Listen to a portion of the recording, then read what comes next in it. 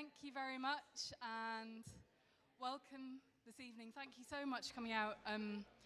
My name is Lucy Beattie and I'm joined today by Luke Daniels, Sara Daniels and Professor Andy Neal. We're a mixture of professional and non-experts in different fields, some professional musicians, some amateurs, some professional academics and a farmer, including myself. But anyway, enjoy the show, welcome, and this is Tipping Points.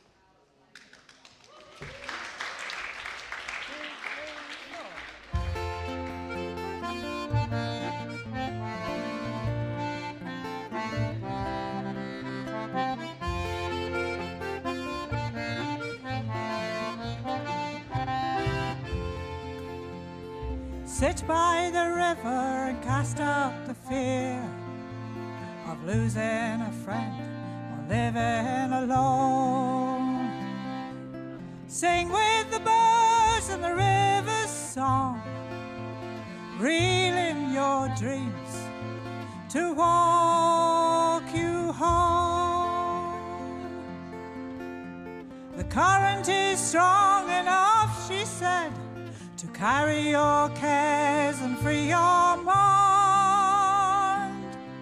The river is broad enough to bear your deepest fears and daily trials.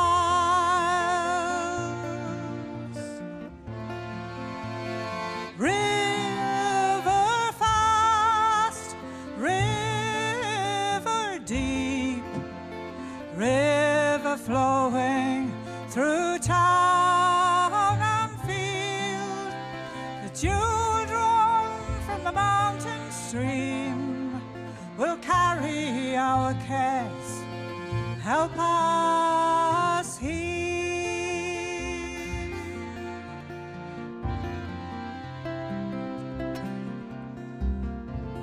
The willow tree dips and drinks the sorrows long winter months leave in store, sweeping tears with a hastening current past swollen banks and hedgerow thorns.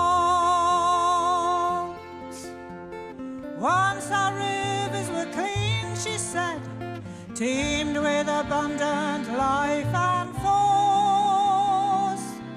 Stand by the river and reclaim, she said, all the energy lost and more.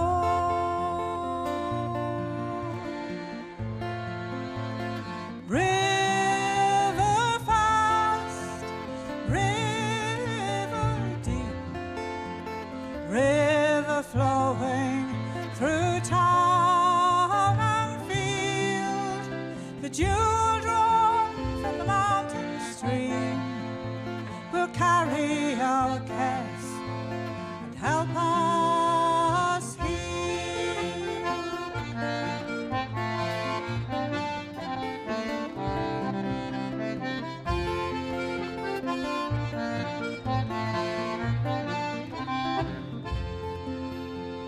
Sit by the river, a young woman said, sit and watch your troubles float by. Sit by the river and watch them go under the bridge and out of sight. So when I sit on a sunny day beside your sparkling rippled stream, I'll throw in a line from that young woman's song. Remember with heart the river of dreams. River fast, river deep, river flowing through town and field, the children from the mountain streams will carry our cares, help us heal.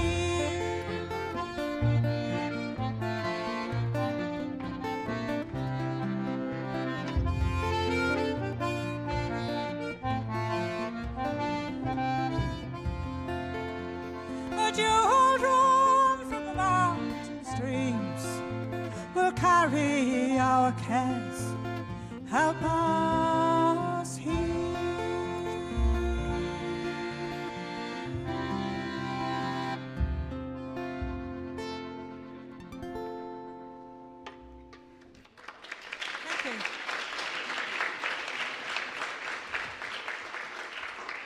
Thank you. Thank you. So really, to start out the story, as I said, I'm Lucy, and I'm going to be your guide and chair for this session. And we're going to take you through a sort of 90-minute journey, which will incorporate some human perspectives, some scientific perspectives, and some farming perspectives. So a little bit about my background. I come from a place called Ullapool in the Northwest Highlands of Scotland. And I grew up on a farm there, and in 1998 I actually took on the running of the farm because very tragically I lost both my parents when I was 21 years old. And it was a hard decision in a way to come at 21 and start running a farm, but what I decided there was that I wanted to do things differently, and I started up a biodynamic farm doing veg boxes, sheep, cattle, turkeys, well, transient turkeys, because they didn't last that long. And I did that for a long, long time till a bad back got the better of me. And also my family were of an age where they could be involved more. So since 2020, I've been full-time in academia, and I recently completed a PhD last year on science communication. And I was really interested in terms of science, how you can communicate different concepts to people through different ways. And music is a passion for me as an amateur. And I think music is a great way to connect with people's emotions and to tell people's stories. And in fact, folk music maps people's stories. So that's what I was interested in. And we came, in fact, last year to Oxford Real Farming Conference, and I gave some preliminary findings. And then we got connected with Melanie Wright, who's over there, and Professor Andy Neal from the Rothamsted Institute, and we've developed this show, which is still developing, and we've played in Rotterdam, Reykjavik, Dartmoor, and now Oxford, which is great, and we'd like to go more places. Anyway, so thinking about tipping points, this is the basis for the show, and this started from a conversation back in a dark day in Westeros in January 2022 when we were listening to Justin Rowlett's podcast entitled Tipping Points.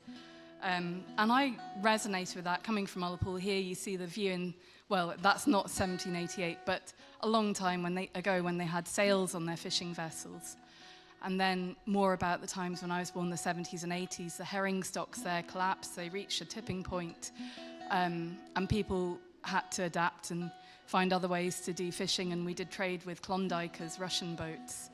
And again, that collapsed, and that was a natural tipping point. So humans, obviously, we naturally adapt, and we have to be resilient. Now, today, if you look at Ullapool, it still has the same whitewashed row of houses, but you'll see very few commercial boats out there. It's more based on tourism. So the idea of tipping points really resonated with me. And first, we're going to share a song that explores some of these perspectives from a fishing community before moving on to the next song about tipping points. And we're going to explore the very sort of human experience of optimism and pessimism within that. Luke, are you ready to talk a wee bit about the song? So Luke will introduce a wee bit to say about this song. It's written by a Scottish singer-songwriter called Archie Fisher. I'm sure some of you may know. There's a great quote from the time that he wrote this song. I have to get this right. The death of a boat is the first casualty in the decline of a fishing community. And apparently this song was inspired by the sight of two rusting trawlers.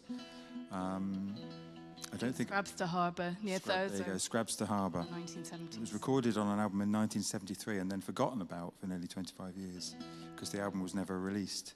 And Archie Fisher himself had kind of forgotten about it, but it's become quite popular in the last 10 years, I'd say. So are you in good singing voice? Because we'd like you to join in. There is a bit. Very easy bits to join in with. So the song's called The Final Trawl.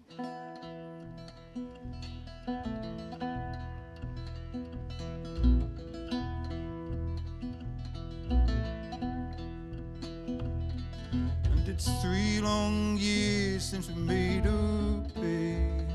Sing all away, melodeon, and the only say that she's had her day, and sing all away, melodeon.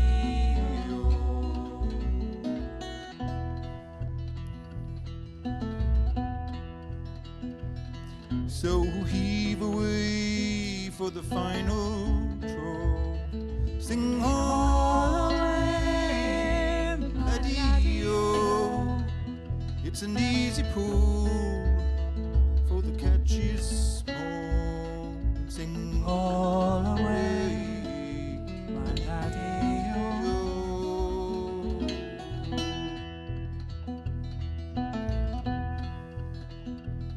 Then stow your gear, lads, and settle down. Sing all away, melodeon. And I'll take the wheel, and I'll turn her round and sing all away, melodeon.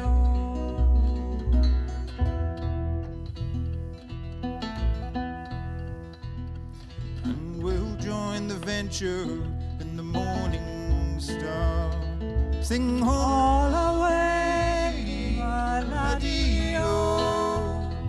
Riding high and empty toward the bar. Sing all away, melodeon.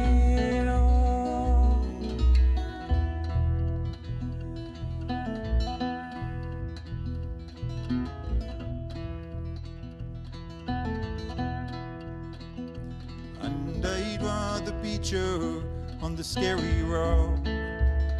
Sing all away, melodeon. And then to see her torched in the breaker's dawn. Sing all away, melodeon.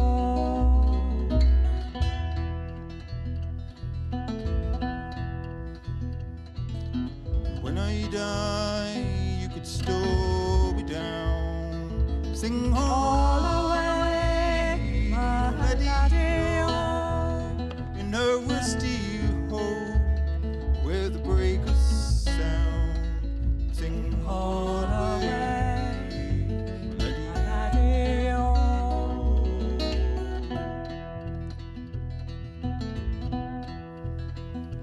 And I'll make a haven in Fiddler's Green. Sing all away, melodeon. Where the grub is good and the beds are clean. Sing all away, melodeon.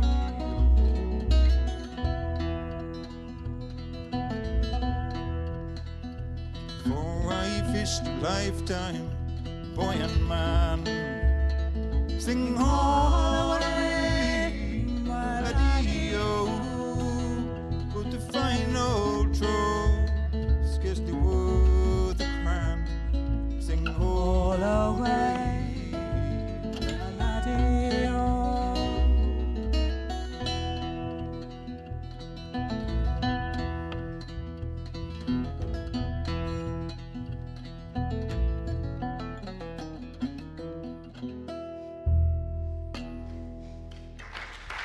Thank you very much.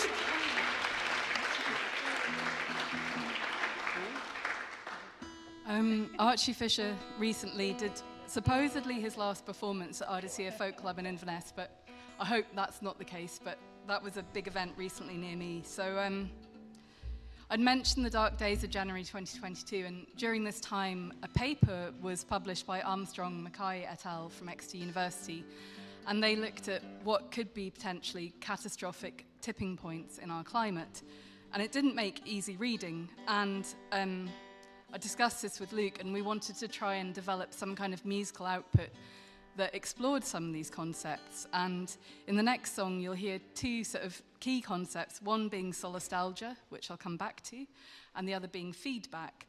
Earlier on, we had a wee bit of feedback in the mic, because it's like a horrible sound that you hear, but similarly, this paper sort of explained the process whereby you can get climate tipping points, and that's created by a situation of feedback when you go beyond the levels as the IPCC have laid out. And I know that I'm preaching to the converted here, but hopefully this is a story that we can build, and we've taken this to other places and had great feedback from audiences, ideas, suggestions, collaborations.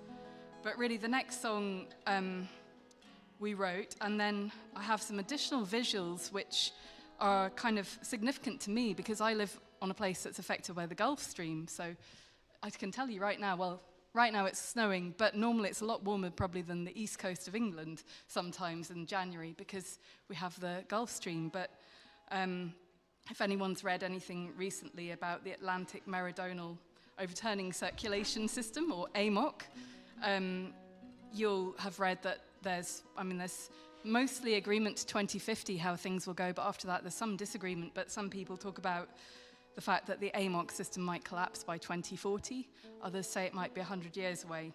Anyway, we're going to share this song, and I'm going to share some visuals that I got very kindly from Dr. Sam Brown, who's at the University of Highlands and Islands in Scotland. He said, yep, they're open access, just share away. And these are available on YouTube, and Sam goes out, he models AMOC. He goes out to the Atlantic and puts buoys out and takes readings. So we're going to play this in the background while Luke plays Tipping Points. So, as Lucy said, this song is a couple of years old now, hence the kind of references to 2022. I don't know if anyone is familiar or has heard the Justin Rolat podcast from that time. It begins with him talking like a kind of a very faint voice over the airwaves from 2022 to the next generation. And the only thing that he can think to say to people in maybe 100 years' time is sorry, which is a little bit downbeat for the beginning of the song. This is on its currently like fourth or fifth iteration, this song, because when I first wrote it, it was very dense, very complicated. There were hardly any repeats because I wanted to get as much of the information as possible from Justin Rolat's work. As time's gone on, it's journeyed from being like a kind of a scientific paper to a Facebook post. And its current iteration, which works very well as a song, I think it's probably more like a Twitter or Facebook. We hope you enjoy it and don't find it too depressing, because we have to have hope. Okay. 1, 2, 3, 4.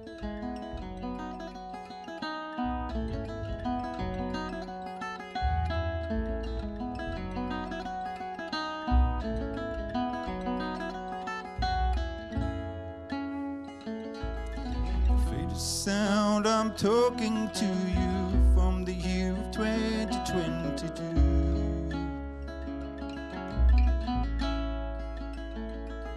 Well, I can see the world you live in, but I know it's not the world I'm giving you.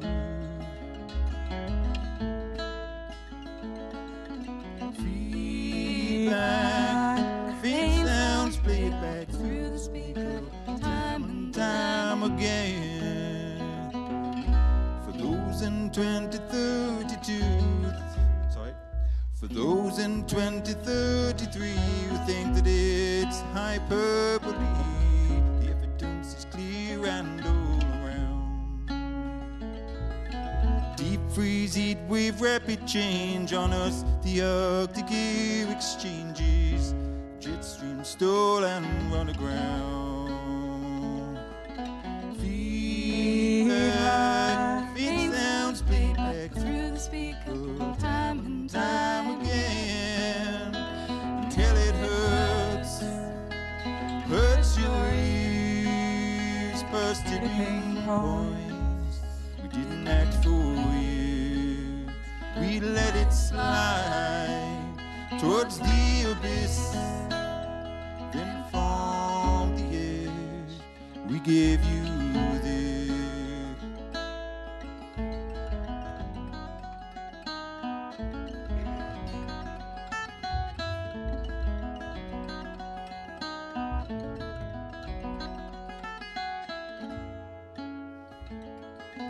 They'll know where you put your carbon, booked your flights and travel bargains from the year of 2022. And they'll see in ones and zeros who were here and who were heroes, what we did and didn't do. Feedback, it sounds playback through the speaker, time and time again, till it hurts your ears, bursting in points. We didn't act for you, let it slide towards the abyss. Then from the edge we gave you this.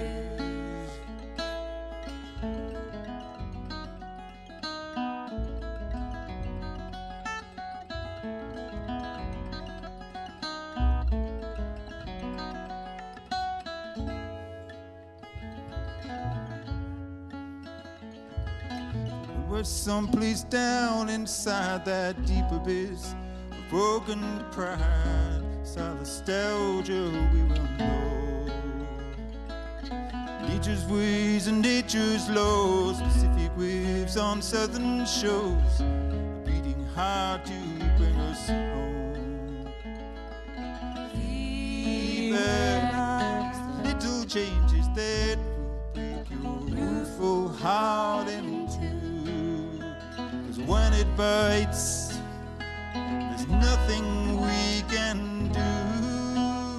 Past living past all we knew. We paved the way. Now who's to say how we should feel when others pay?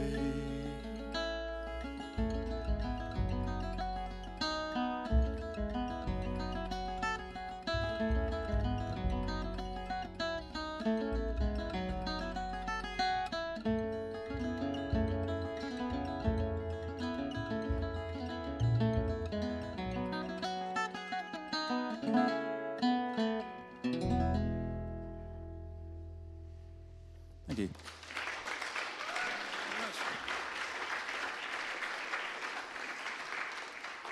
And yeah, many thanks to Dr. Sam Brown for sharing his video, which is on YouTube, should you get a chance to have a look. So anyway, we're going to carry on our journey, and I'd like to move back to the Neolithic era, what was possibly the beginning of the time when we became farmers, times when we started saving seeds, times when we moved from being hunters and gatherers to farmers and herding animals. And the first tune that we're going to share is something that Luke developed through some work with another musician when they were doing gigs across the Ridgeway, if anyone knows the Ridgeway and the White Horse at Uffington and so on. So they took, I think, was it a harp, accordion? A Welsh harpist and an Irish composer. Yeah, so this is one of the outputs from that work, is it?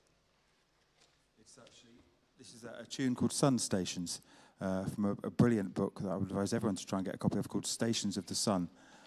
Is it Ronald? I'll get the name afterwards. 1996, brilliant book. It's basically about the Kellet points above the horizon that the sun will kind of align to during the festive cycle, our kind of folk festive cycle. And there's a very interesting theory, actually, that the word Celtic comes from the word Kelet. In Hungarian, there's this unusual word for he who comes from the east, which is called a Keletai. And they believe possibly that the word Celtic comes from this idea that the point where the sun rises is where the Celts come from. Anyway.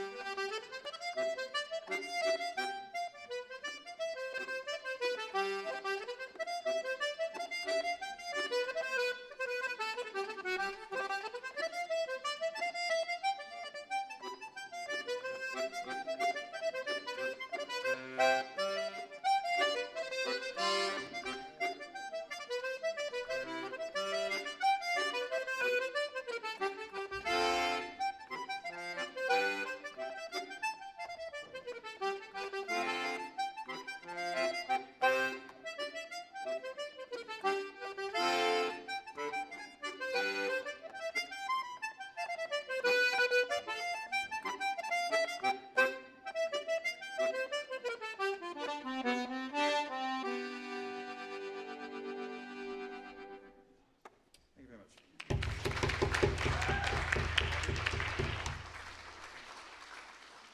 Thanks, Luke. So, yeah, I'm a farmer. I like the sun because I like to plant things where they're going to thrive in the sun or not get too fried.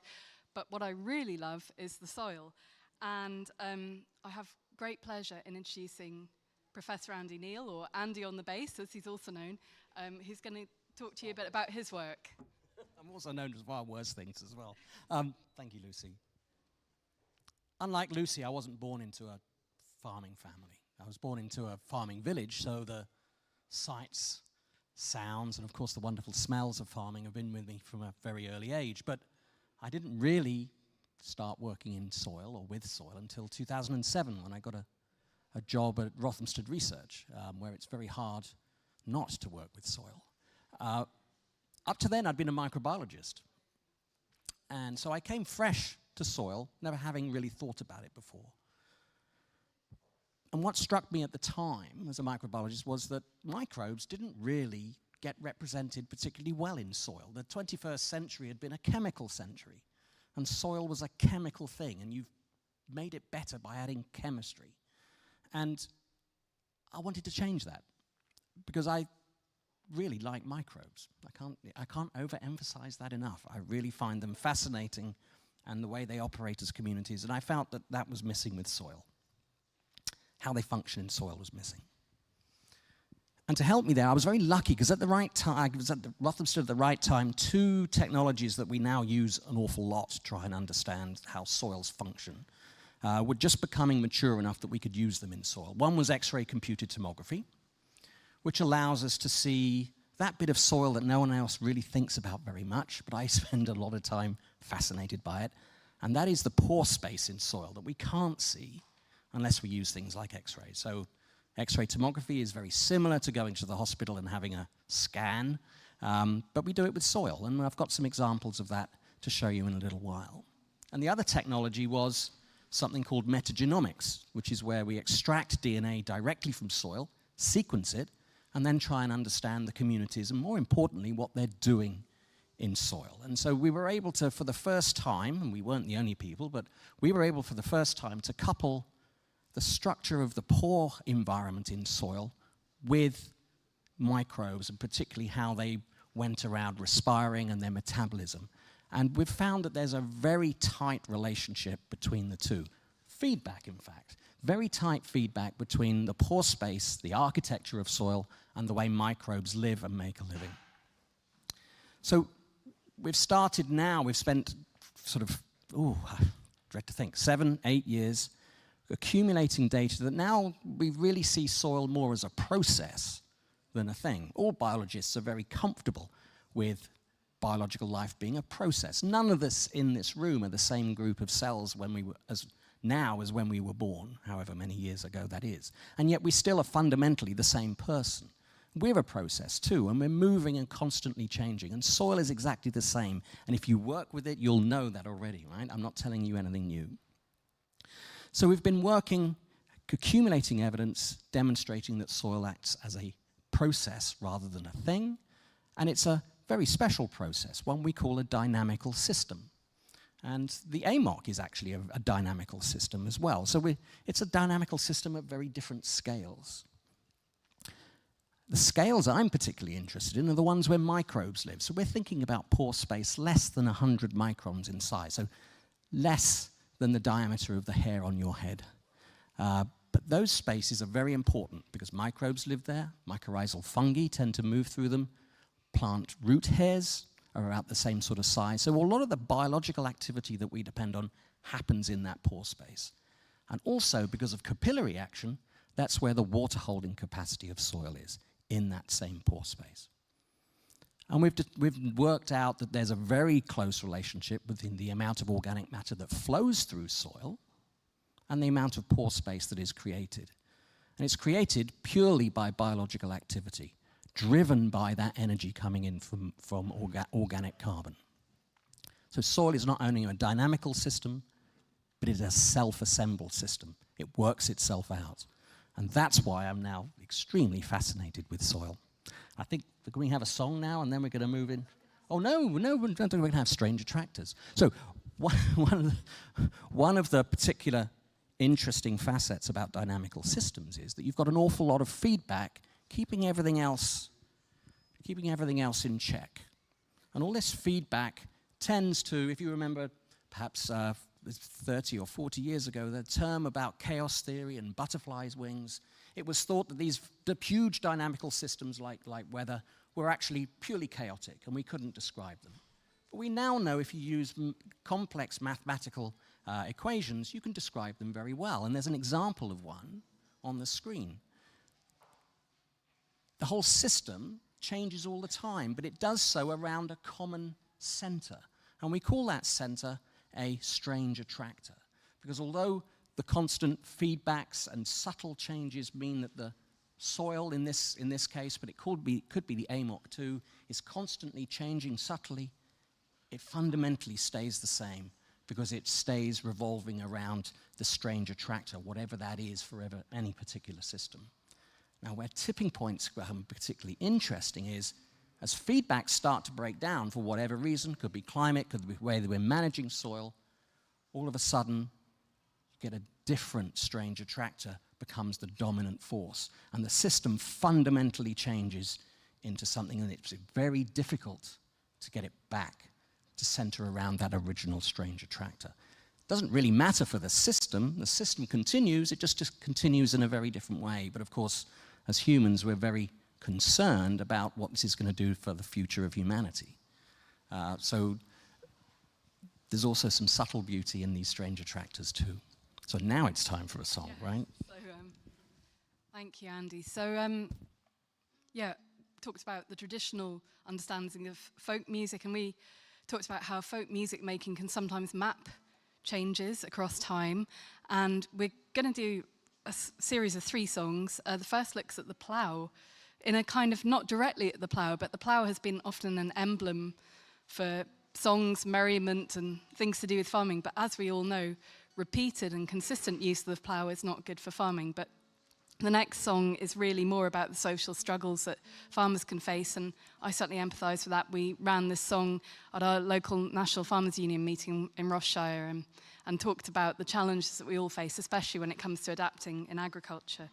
And then Luke will move on to another song that he wrote, an original composition, and then the last in this particular series will be a soil song, but we'll tell you a wee bit more about that when we come to it.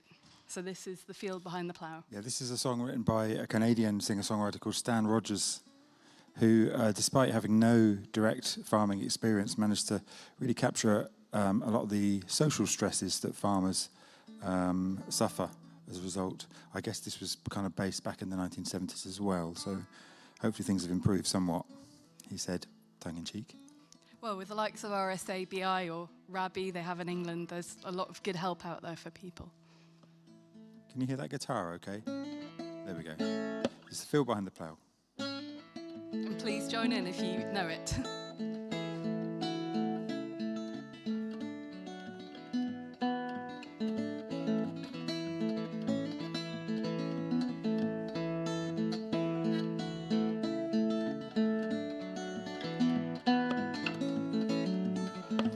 Watch the field behind the plough, turn to straight down groves, feel the trickle in your clothes, pull the dust cake from your nose and hear the tractor's steady roll.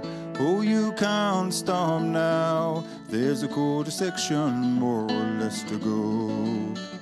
And it figures that the rain takes its own sweet time, you can watch it come for miles, though you guess you've got a while. So here's the throttle out ahead, every rod they gain, and there's a victory in every quarter mile. An old cruiser down the road, a heartache hill and hoppers got him down. Give it up and move to town. And Emmett Pierce the other day, he took a heart attack and died at 42. You could see it coming on, 'cause he's worked as hard as you.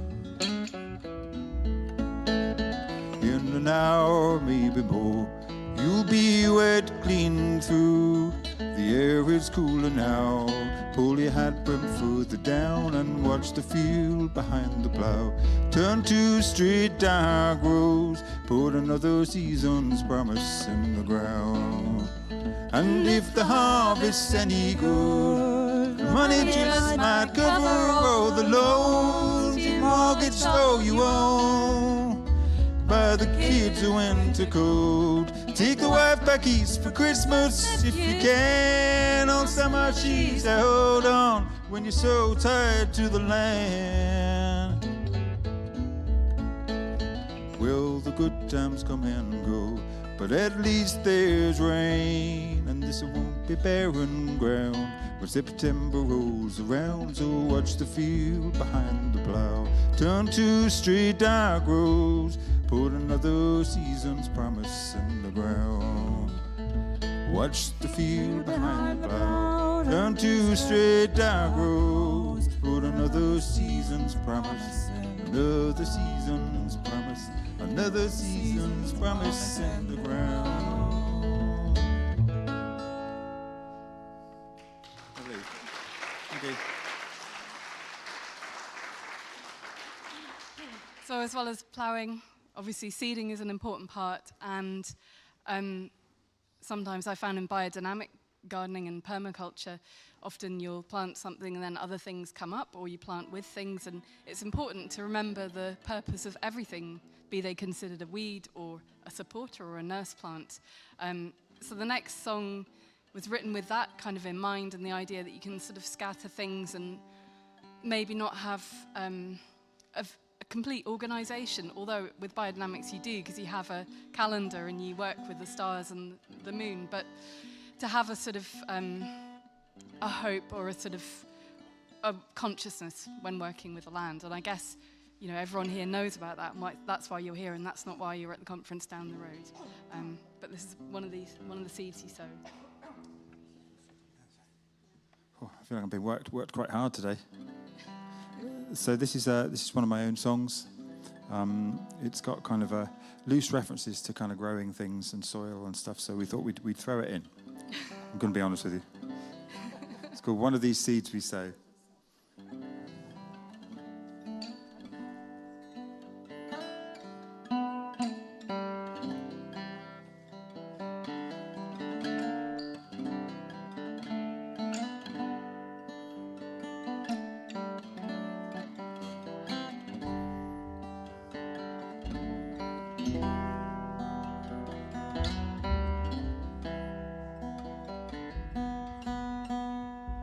Sorry, Andy. It's just a little bit of a... It is nearly 70 years old, in fairness. I think the guitar's been worked harder than you. So and he's not far off. He's over 50 anyway.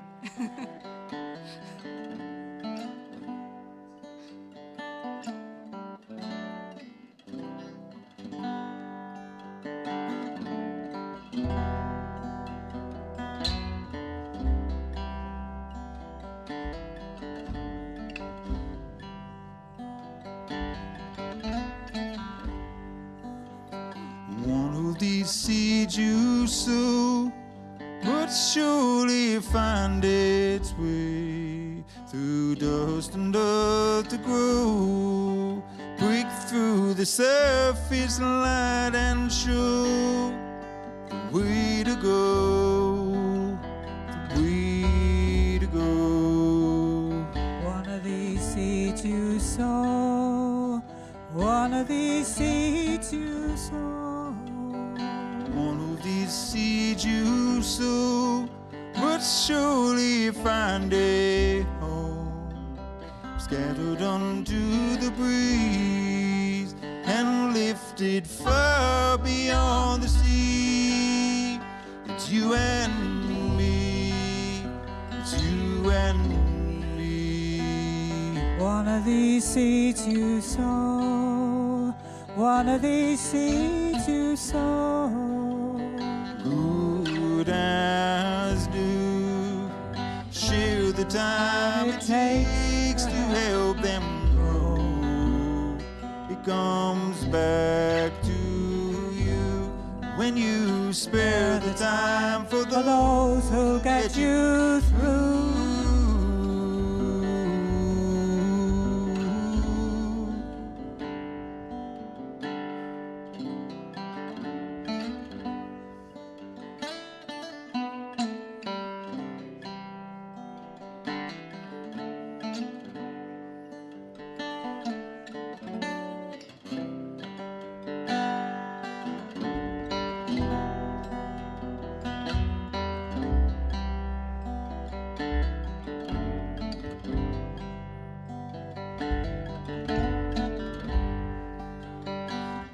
Two hearts can grow from just one kindly smile.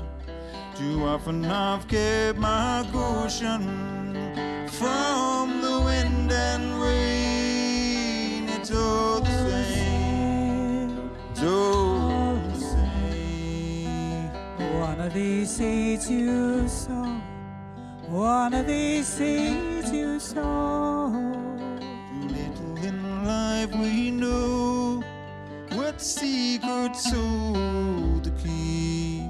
Together in life we'll grow strong as the tallest tree, strong and free, strong and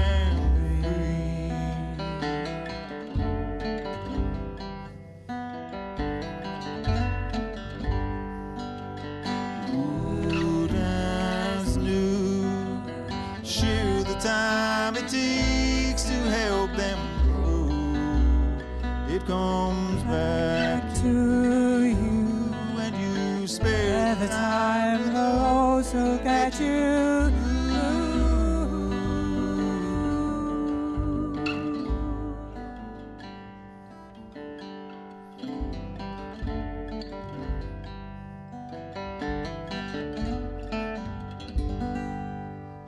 Thank you.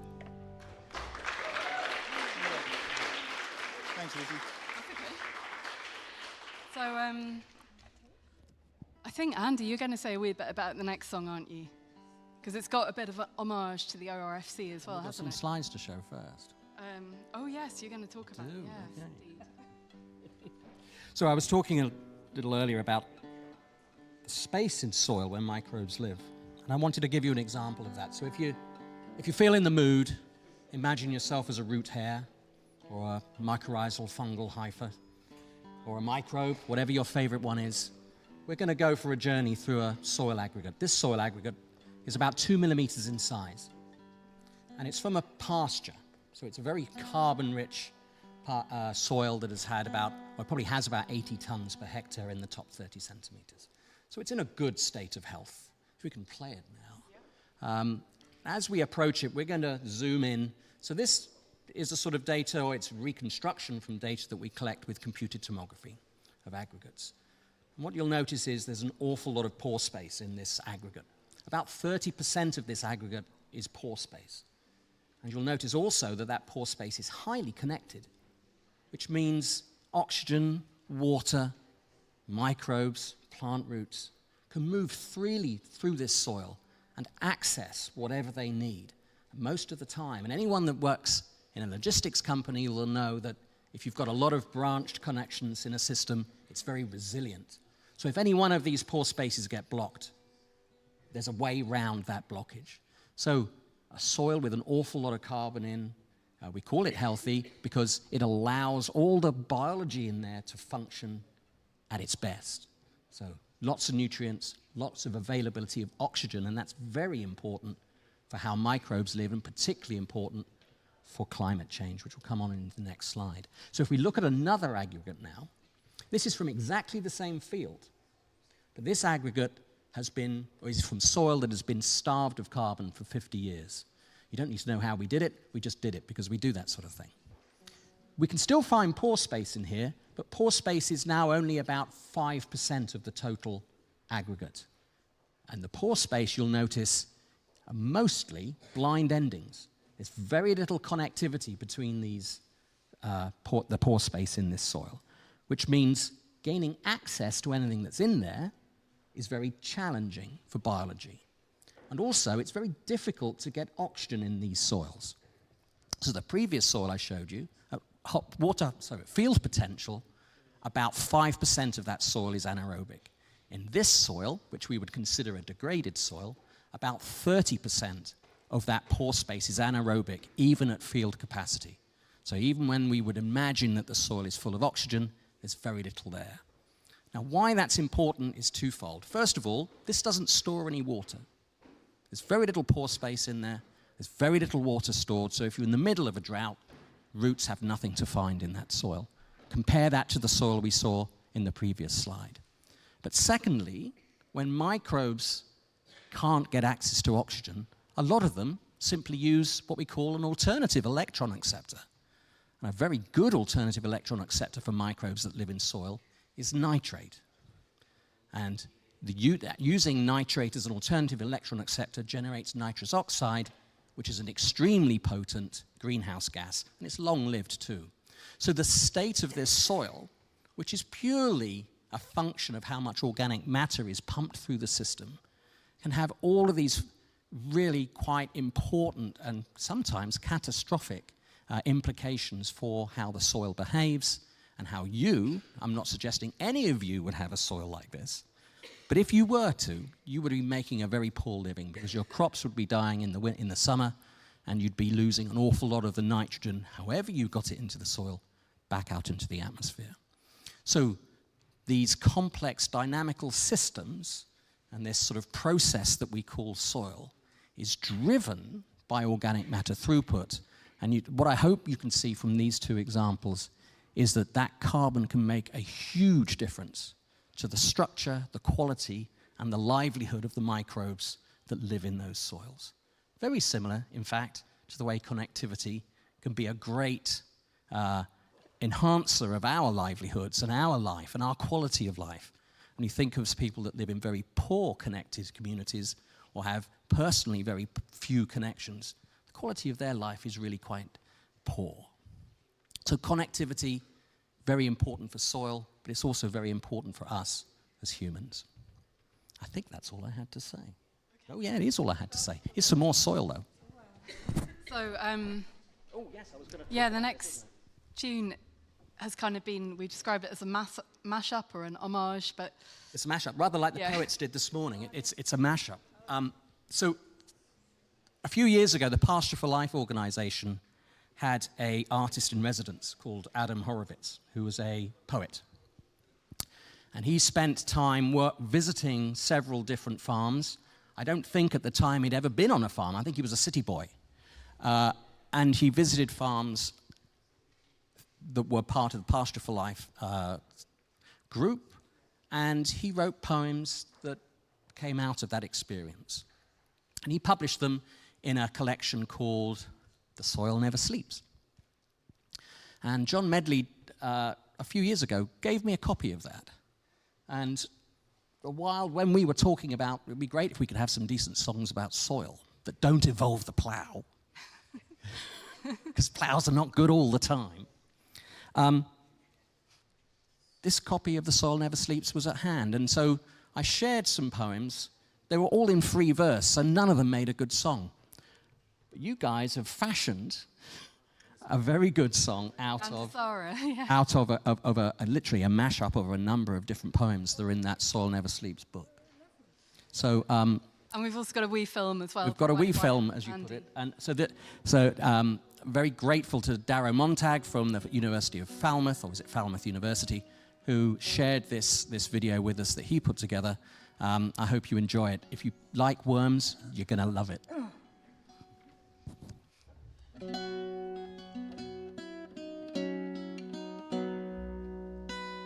In permanent pastures, the soil it is rolling. Children all come to discover the view of microbial landscapes, humble cities sealed in the soil where the air it is still. Insects cling to tangled brambles, butterfly wings, bracken fans. Written in violet, the hills are unfolding, blackthorn in rings across the old valley lands. When left alone, the soil builds bones for us, for the rain to run natural seeds. Renewable land, place of dreams. Under crop cover and quenched to the root, each seed is bonded in chorus and tune. Sleepless as soil with the gas and the water, feeding new roots that now crawl in the low. Cycles nurtured, never ending, put to rest the plough and the spade, untilled for years as nature intended. Nature repeated day after day.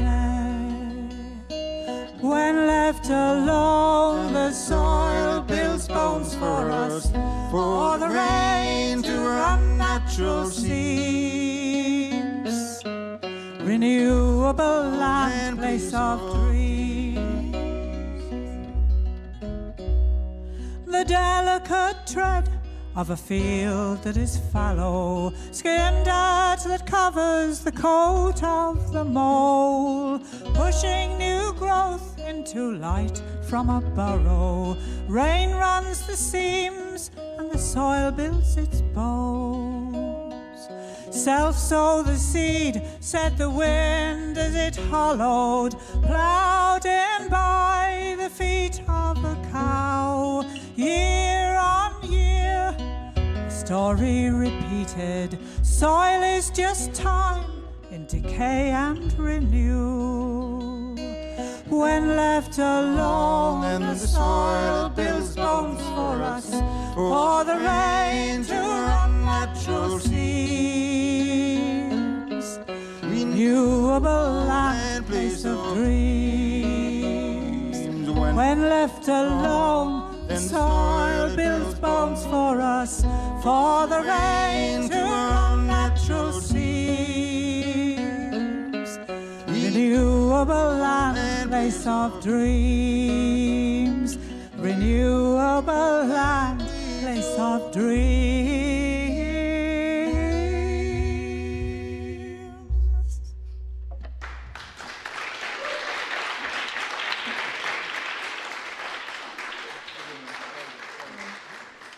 Yeah, Sara's a great person for the words, and we've relied on a lot of Sara's originals compositions for this. And in fact, I'm going to talk about we're going to introduce one of Sara's songs, but talk about perspectives of climate change adaptation from the position of being a woman. We're very privileged to live where we do, and I talk about my fear of the AMOC overturning and possibly living in an ice age where I live currently in Westeros in fairly temperate climes. But what I always have at the forefront of my mind, and in fact hearing the former Irish President Mary Robinson speaking about it, who's one of the UN elders, is that in the global south, women are the most vulnerable and precarious to climate change, because women will often be tending to children, to crops, to livestock, and women will be the last to leave an area in a situation of emergency, because there are roles. I mean, we all, as women, in whatever culture, we all face invisible roles. I'm a mum of 3 children, and I certainly fear for what their future is, and I want to make sure it's a good future, but I want to make sure that the future for our world is good for all living here, and especially for women. So, as a social scientist, I'm particularly interested in the social aspects of tipping points, and what's the tipping point that can make society as a whole make that change. And things like the RFC, that's very important. It's at the very core and ethos of this event.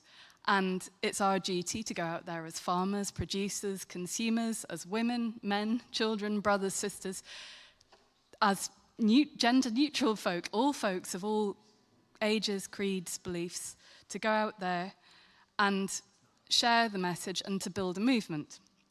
Anyway, so getting back to the soil and water connection, Sara's just going to introduce a bit about her work, and this is an image I've shared from onetreeplanted.org, which is a great website to check out and just see what they're doing.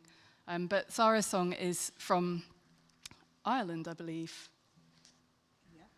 Yeah. Sorry, the warmth in the room has just tightened all my strings. Oh, well, I'll say a little bit about Sara's song. So, yeah, she's off and off in Ireland to County Cork. Well, all over. All over. Right. Yeah, this song is called Women of the River, and I wrote it about 10 years ago visiting Bantry, West Cork. And in the 70s and 80s, you could get a rundown, an old dilapidated cottage and a few acres of land that young people could afford to get, who wanted to live an alternative lifestyle. And a lot went from England and to County Cork to set up an alternative lifestyle on the land. All over the, I mean, when the friends I made there were passionate about the land and creating ponds, large ponds, and planting forest and treasuring the boglands. And all over the world, rivers sustain communities. And, you know, the food production and general lifestyle. So this song is really for all women of the river, all over the world. Hang on a sec, yeah, I'm right inside, yeah, it's all right. I get nervous when I talk. I have to sing. Yeah. Yeah, oh, well, I wasn't put down enough, yeah. Oh, that sounds a bit better. I don't usually introduce my songs, I just sing them. But it's nice to do it. Hang on a minute. Hang on. Okay. Right, I'm just sort of getting my head in the right place. Okay. Can I still count this in? Yes, you can. Yes, you can count me in. Okay. Okay, 1, 2, 3, and...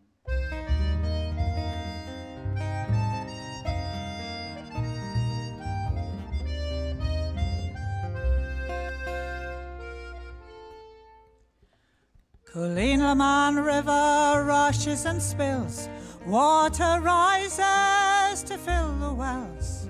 Standing stones, shadows of the past, ancient boulders designed to last. On the forest trail, trees straight and tall, newly planted in fertile soil. Reeds and cottonheads dance to the tunes that ripple the surface on peat-black pools. Let us be like the stones at our feet, like tall trees rooted deep, not so deep that we cannot sway when the voice of reason calls us away. Stones and water go side by side, commune with nature like shore and tide. Women of the river are one with the land to build a world to a better plan. The eagle will fly, the otter will hunt, we'll swim with dolphins, see salmon run. Women of the river will see the task done, many hands work as one. mist on the mountain is lifted by noon. Shafts of sunlight flood the cool. Neighbours alert to a dry tinder match that fires the forest, leaves only thatch. How fragile the balance between life and death, animals and birds caught in the flash. Friends breathe a sigh of relief when rain appears, dampens the heath. The eagle will fly, the otter will hunt, we'll swim with dolphins, see salmon run. Women of the river will see the task done, many hands work as one.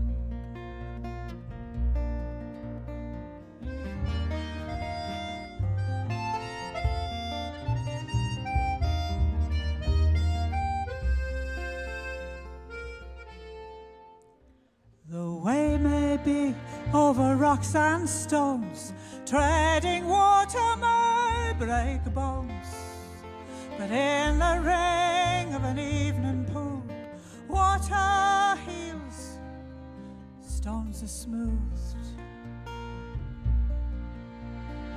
Imagine a way to change our fate, harness the tide, swing the gate. Women of the river are one with the land to build a world to a better plan.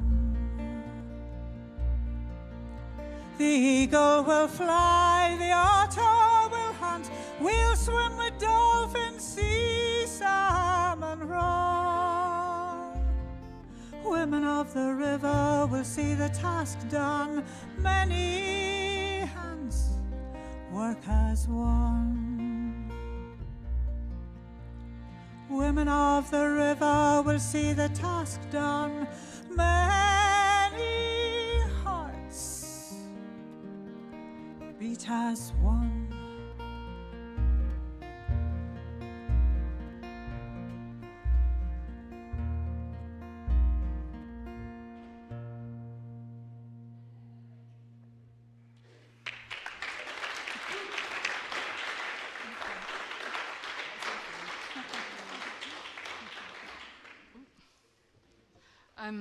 We're drawing close to the end now.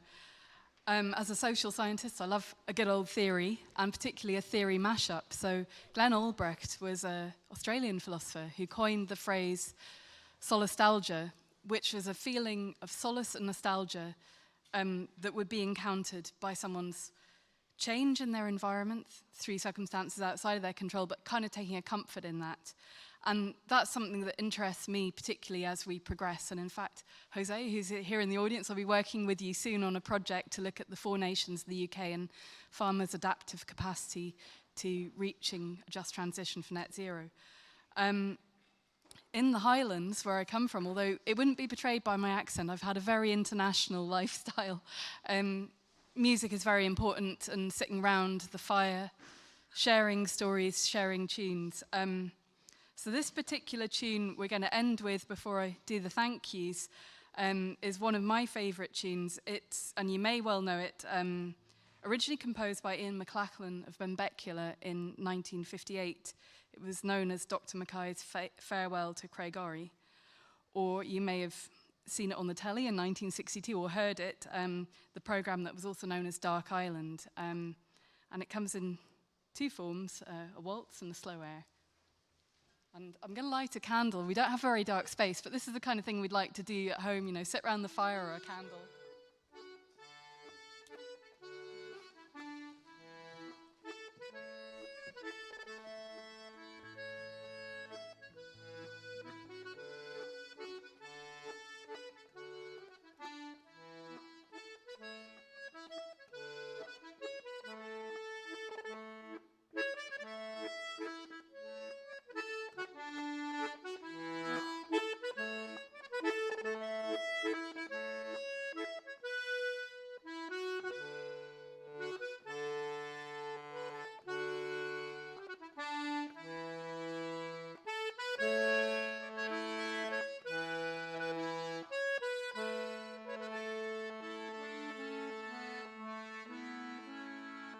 So, reflecting on the concept of solastalgia and thinking about the lived experience of people, particularly in the Highlands, there was forced emigration as a result of colonial actions and the Highland clearances.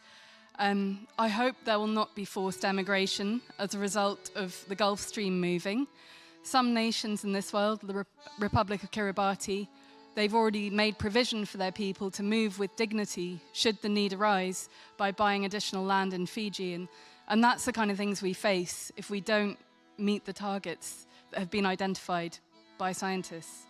I particularly like these lyrics, which come from some of the original tune written by Ross in Venice, which are different to some of the lyrics you might have heard to the tune, but I'll say them as spoken word. Though I've wandered away from the land of my birth and been roaming around to the ends of the earth, still my heart is at home in that land far away, that lovely dark island where memories stray.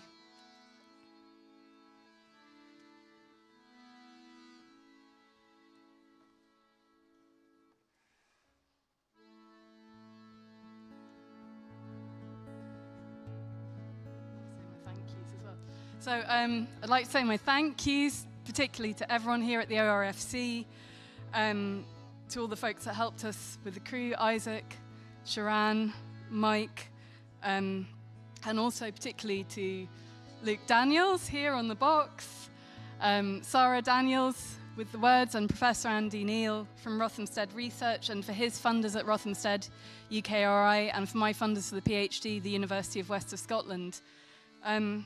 Yeah, we're open to any more collaborations or to show at a venue near you to come and do some tipping points, workshops, or anything like that. So thank you very much.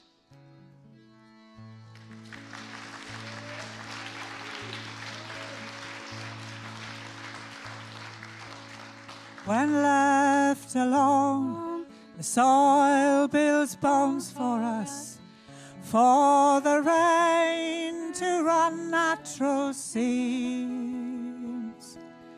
Renewable land, place of dreams. Renewable land, place of dreams. Thank you. Thank you very much. Thank you.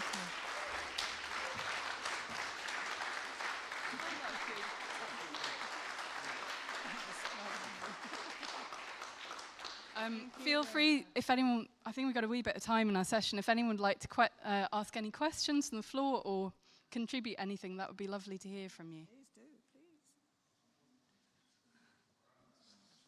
Sorry, I have to get my other glass. Yeah, that's great.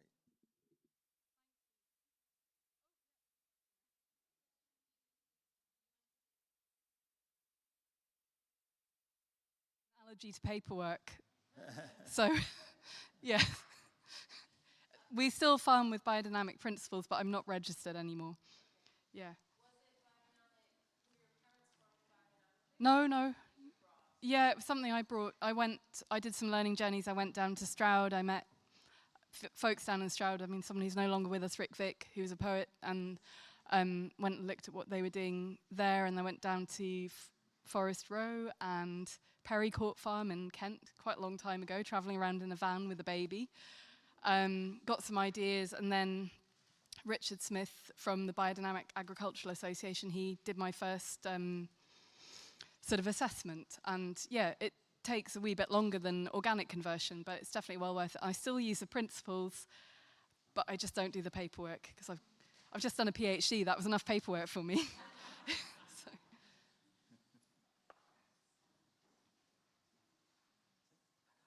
Yeah, okay. Thank you very much then. Cheerio and see you later.